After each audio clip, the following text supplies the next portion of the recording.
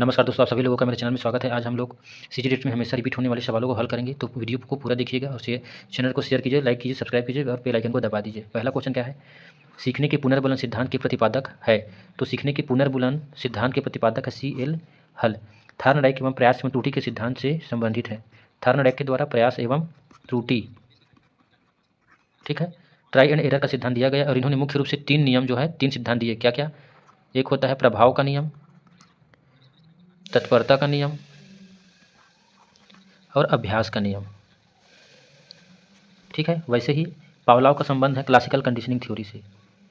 Classical conditioning theory, जिनमें उन्होंने कुत्ते पर प्रयोग किया था पावलोव ने। कोहलर जो है वन मानुस में प्रयोग के लिए जाने जाते हैं, कोहलर। और ये एक गेस्टाल्टवादी है, गेस्टाल्टवादी। इन्होंने क्या दिया था? सूझ का सिद्धांत दिया था, इनसाइट थ्योरी। सूझ का सिद्धांत या इनसाइट थ्योरी जो है कोहलर के द्वारा दिया गया। तो पुनर्बलन का सिद्धांत के प्रतिपादक कौन है? CL हल। तो इस क्वेश्चन के राइट आंसर होगा ऑप्शन नंबर बी।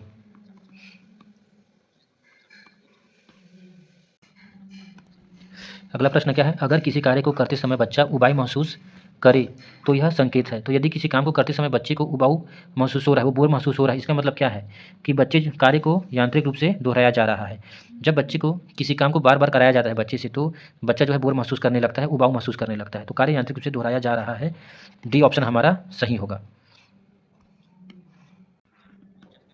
अगला प्रश्न क्या है? एक बच्चा उद्देश्य व कार्य को तर्कपूर्वक सोच सकता है, यह पियाजे की अवस्थाओं का एक कारण है, वह अवस्था है।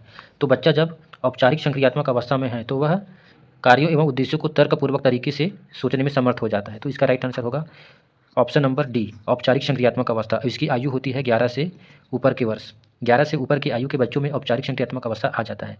जिन पियाजे के द्वारा कॉग्निटिव डेवलपमेंट थ्योरी दिया गया था, क्या दिया गया? कॉग्निटिव डेवलपमेंट थ्योरी दिया गया जिन पियाजे के द्वारा। और उन्होंने जिसमें बताया कि बच्चों में संज्ञानात्मक विकास जो है 4 अवस्थाओं में पूरा होता है, जिसमें पहला होता है संवेदी पेशी अवस्था, सेंसरी मोटर स्टेज। इसके समय होता है 0 से 2 वर्ष। पूर्व संक्रियात्मक अवस्था, जिसको प्री ऑपरेशनल स्टेज कहते हैं, ये होता है 2 से 7 वर्ष के बच्चों में। प्रत्यक्ष संक्रियात्मक अवस्था या मूर्त संक्रियात्मक अवस्था, कॉन्क्रीट ऑपरेशनल स्टेज, ये होता है 7 से 11 वर्ष के बच्चों में। और औपचारिक संक्रियात्मक अवस्था या इसी को बोला जाता है अब्स्ट्रैक्ट ऑपरेशनल स्टेज, ये जो है 11 वर्ष के ऊपर के बच्चों में पाया जाता है। जो है अमूर्त चीज़ों के प्रति तर्क करना, सोचना चालू कर देता है बच्चा। तो इस प्रश्न का आंसर होगा ऑप्शन नंबर डी। अगला प्रश्न क्या है? निम्नलिखित में से कौन सूक्ष्म क्रियात्मक कौशल नहीं है? तो सूक्ष्म क्रियात्मक कौशल, फाइन मोटर स्किल किसको बोलेंगे? ऐसी क्रियाएं जिसमें छोटे मांसपेशियों का इस्तेमाल किया जाता है, उसको फाइन मोटर स्किल या सूक्ष्म क्रियात्मक कौशल कहा जाता है। जैसे वस्तु को पकड़ना, तो हम पूरे हाथ से नहीं बल्कि उंगलियों से पकड़ते हैं, तो यह फाइन मोटर स्किल है। बटन दल लगाना और भोजन करना, ये सब क्या है? फाइन मोटर स्किल है, सूक्ष्म क्रियात्मक कौशल। प्रश्न में पूछा है सूक्ष्म क्रियात्मक कौशल नहीं है। तो कूदने के लिए हम पूरे पैर का इस्तेमाल करते हैं, तो यह एक ग्रॉस मोटर स्किल है। जहाँ पर बड़े मांसपेशियों का इस्तेमाल किया जाता है, बड़े बड़े मसल्स का इस्तेमाल होता है, उसको ग्रॉस मोटर स्किल बोला जाता है, ग्रॉस मोटर स्किल बोला जाता है। तो सूक्ष्म क्रियात्मक कौशल नहीं है, हमें कूदना आएगा। ऑप्शन बी हमारा सही आंसर होगा। अगला प्रश्न क्या है? निम्नलिखित में से कौन सीखने का अर्जन नहीं है? तो किसको हम सीखने का अर्जन नहीं बोलते हैं? तो परिपक्वता जो है सीखने का अर्जन नहीं है।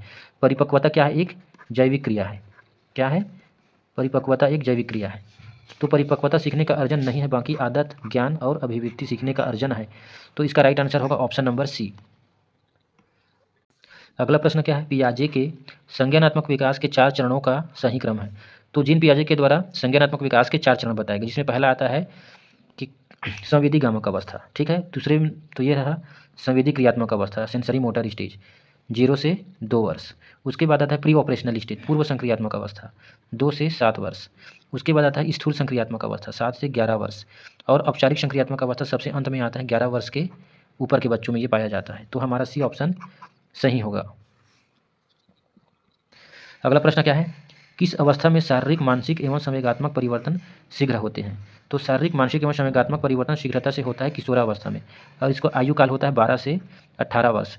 स्टेने हॉल ने किशोरावस्था को आंधी, तूफान, संघर्ष एवं तनाव का काल कहा था। किसने कहा था? स्टेने हॉल ने।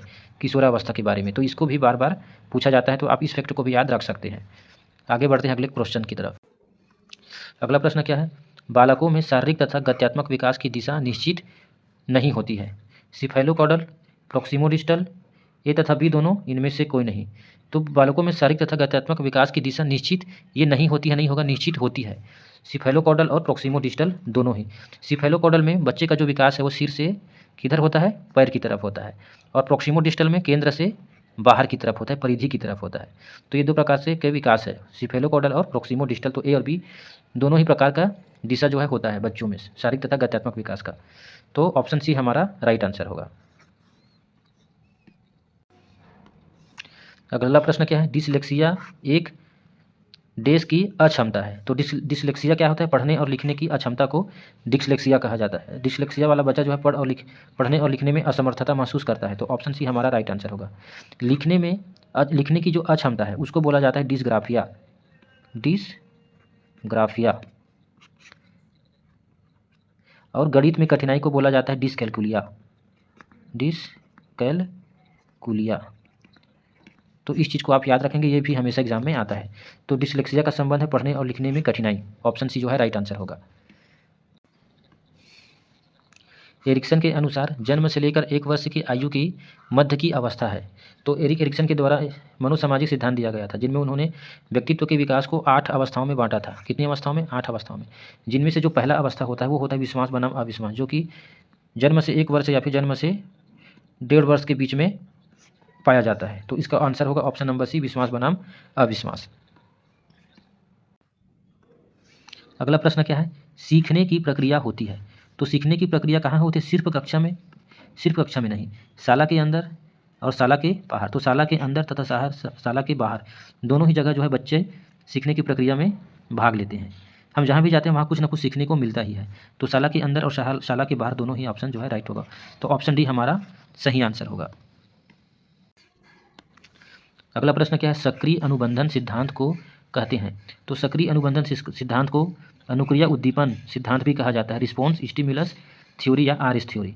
तो भी हमारा राइट आंसर होगा। स्किनर के द्वारा जो है क्रिया प्रस्तुत अनुबंधन का सिद्धांत दिया गया था, जिसे सक्रिय अनुबंधन का सिद्धांत भी कहते हैं। और उन्होंने किसमें प्रयोग किया था, बिल्ली के ऊपर प्रयोग किया था स्किनर ने। ठीक है, इसी को संबंधवाद का सिद्धांत भी बोला जाता है, संबंधवाद का सिद्धांत, ये भी पूछता है। तो इसका राइट आंसर होगा अनुक्रिया उद्दीपन, आर एस थ्योरी। अगला प्रश्न क्या है, वाइगोस्की के संज्ञानात्मक विकास के सिद्धांत में इसके फोल्डिंग का अर्थ है। इसके फोल्डिंग को बोला जाता है हिंदी में पाड़, जिसका अर्थ होता है अधिक जानकार व्यक्ति के द्वारा कम जानकार व्यक्ति को अस्थायी रूप से मदद प्रदान करना। अस्थायी रूप से मदद प्रदान करना। जैसे कोई बच्चा साइकिल चला रहा है लेकिन चला नहीं पा रहा है, तो उसको पीछे से कोई पकड़ देता है साइकिल को, जिससे वो साइकिल चलाना थोड़े समय के लिए साइकिल को चला पाता है। तो जो अस्थायी सहायता प्रदान की जाती है उसी को वाइगोस्की के द्वारा इसके फोल्डिंग या पाड़ कहा गया है। तो बच्चों के जेडपीडी को प्रभावशाली तरीके से मापना, ऐसे कार्यों की श्रृंखला जो बहुत कठिन है, सहायता के स्तर को बदलना, अधिक निपुण साथियों का एक शिक्षक के रूप में उपयोग करना। तो ऑप्शन सी हमारा सही आंसर होगा। ठीक है, इसके फोल्डिंग मतलब अधिक निपुण साथी का एक शिक्षक के रूप में उपयोग करना, जी हमारा सही आंसर होगा।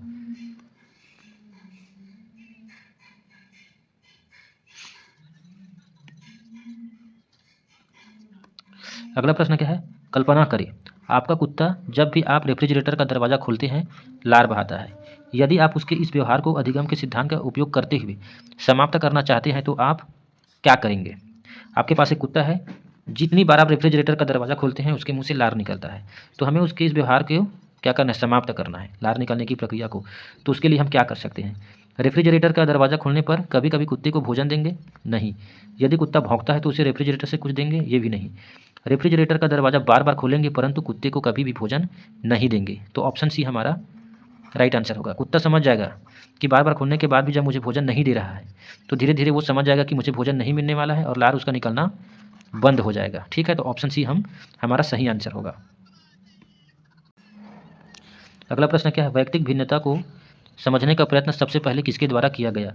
तो व्यक्तिक विभिन्नता को समझने का प्रयत्न सबसे पहले गाल्टन के द्वारा किया गया था। तो ऑप्शन ए हमारा राइट आंसर होगा। स्किनर सक्रिय अनुबंधन के सिद्धांत से संबंधित है। ठीक है, आर एस थ्योरी भी बोलते हैं, रिस्पॉन्स स्टिमुलस थ्योरी। इन्होंने बिल्ली पे प्रयोग किए थे, बिल्ली में प्रयोग के लिए जाने जाते हैं स्किनर। ठीक है, तो ये इस प्रश्न का आंसर होगा गाल्टन, ऑप्शन ए हमारा राइट आंसर होगा। अगला प्रश्न क्या है, सिगमंड फ्रायड के अनुसार पुत्री में पिता के प्रति निम्नलिखित में से कौन सी मानसिक ग्रंथि पाई जाती है? तो ये ग्रंथि पाया जाता है, उसको बोला जाता है इडिपस। पिता का पुत्री के प्रति प्रेम या लगाव उसको बोला जाता है इडिपस, और माता का पुत्र के प्रति प्यार या पुत्र का माता के प्रति प्यार उसको बोला जाता है इलेक्ट्रा। तो इस प्रश्न का आंसर होगा इडिपस, जिसमें पुत्री में पिता के प्रति जो मानसिक ग्रंथि पाई जाती है उसको इडिपस बोला जाता है। तो ऑप्शन ए हमारा सही आंसर होगा।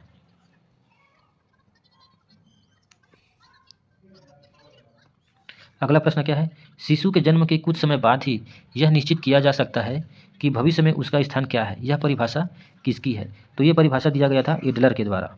ठीक है, एडलर ही वो व्यक्ति थे जिन्होंने बोला कि शिशु के जन्म के कुछ समय बाद ही यह निश्चित किया जा सकता है कि भविष्य में उसका स्थान क्या है। तो एडलर का ये कथन है, तो ऑप्शन बी हमारा राइट आंसर है। वाटसन क्या बोलते हैं कि तुम मुझे शिशु दो, मैं मुझे चोर, पुलिस, सिपाही, जो कुछ भी चाहोगे बना सकता हूँ।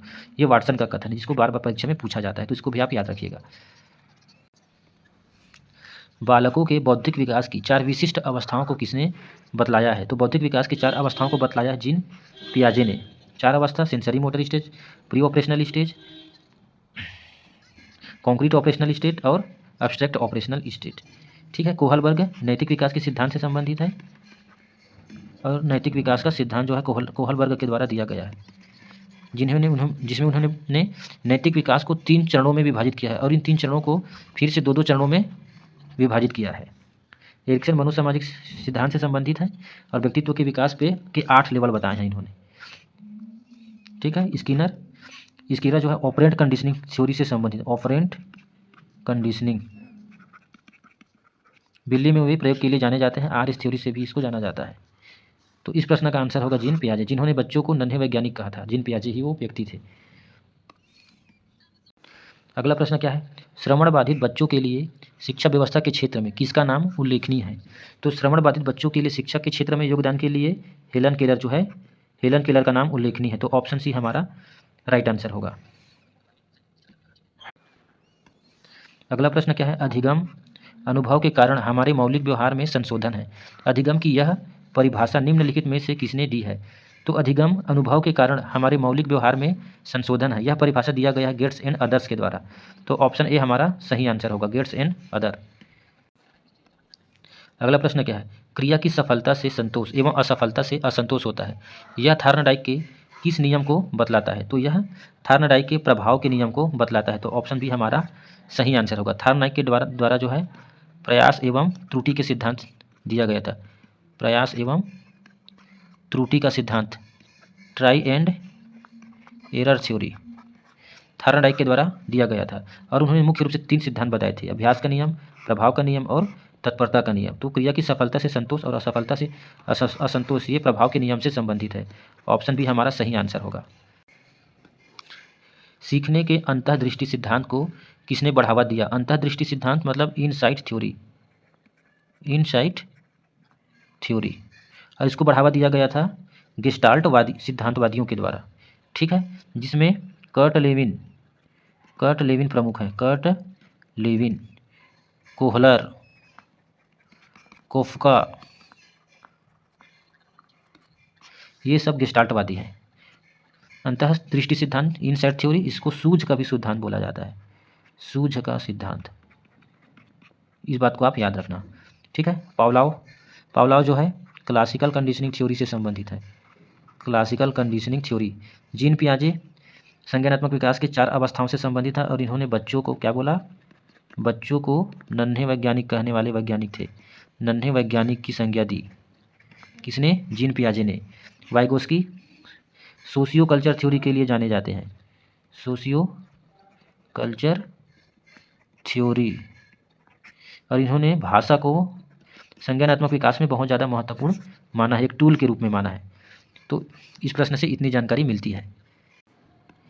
मूल प्रवृत्तियों की संख्या संवेग के संबंध में कितनी है? तो ये है 14।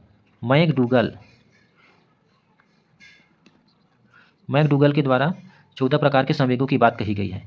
ठीक है, तो डी ऑप्शन हमारा राइट आंसर होगा। अगला प्रश्न क्या है, भाषा संबंधी योग्यता और बुद्धि लब्धि में घनिष्ठ संबंध होता है, यह कथन है। तो यह कथन है टर्मन का। तो ऑप्शन डी हमारा सही आंसर होगा। अगला प्रश्न क्या है, ह्यूरिस्टिक है। तो ह्यूरिस्टिक एक अनुभव सिद्ध क्या है, नियम है। ऑप्शन ए हमारा राइट आंसर होगा। यदि किसी बच्चे की मानसिक आयु 5 वर्ष और कालानुक्रमिक आयु 4 वर्ष है तो बच्चे का IQ क्या होगा। तो IQ क्या फार्मूला क्या होता है, मेंटल एज अपान होता है क्रोनोलॉजिकल एज, मतलब कालानुक्रमिक काल, इंटू होता है 100, इसमें रखेंगे। मेंटल एज है 5, क्रोनोलॉजिकल एज है 4, इंटू कर दो 100 से, 4 25 100 होता है। तो 25 पंचे 125, तो IQ कितना निकला 125। तो ऑप्शन डी हमारा राइट आंसर होगा।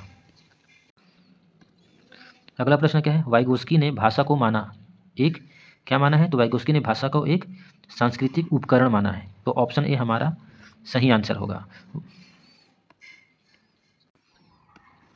अगला प्रश्न क्या है, नीचे दिए गए कथन एवं उसके तर्क पर ध्यान दें एवं दिए गए कूट संकेतों में से सही का चयन करें। कथन क्या है, आक्रामकता कुंठा से उत्पन्न होती है। कथन बिल्कुल ही सही है।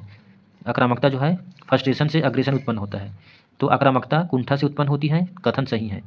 सभी तरह की कुंठा आक्रामकता को जन्म देती है, ये बिल्कुल ही गलत है। सभी प्रकार के फ्रस्ट्रेशन से हम एग्रेसिव हो जाए, ये बिल्कुल गलत है। तो कारण हमारा गलत हुआ, कथन सही है परंतु कारण गलत है। तो ऑप्शन बी जो है राइट आंसर होगा। विशिष्ट शिक्षा का सर्वप्रथम विकास हुआ था। तो विशिष्ट शिक्षा का सर्वप्रथम विकास हुआ है यूरोप में। ऑप्शन बी हमारा राइट आंसर होगा। अधिगम असमर्थता शब्द किसने दिया। तो अधिगम असमर्थता शब्द सुझाया गया था किर्क के द्वारा। तो ऑप्शन ए हमारा राइट आंसर होगा, किर्क। अब सारी चिंतन सृजनात्मकता से संबंधित होता है, यह कथन है। तो यह कथन है गिलफोर्ड का। ऑप्शन सी हमारा राइट आंसर होगा।